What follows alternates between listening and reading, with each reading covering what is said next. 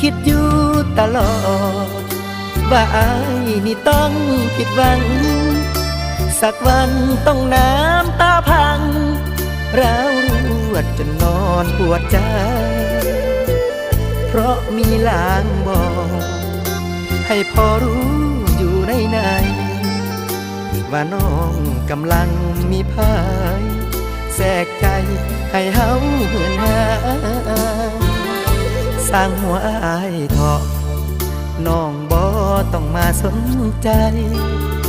สิทุกข์สิยากสำได้ตัดใจลืมสาเด้อนาขออวยพรให้เจ้าไปสมหวังทุกอย่าง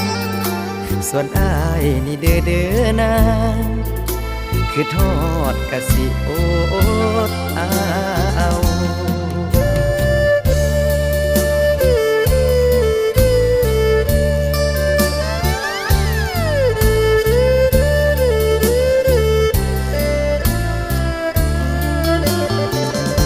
คิดอยู่ตลอดว่าอายนี่ต้องผิดหวังสักวันต้องน้ำตาพัง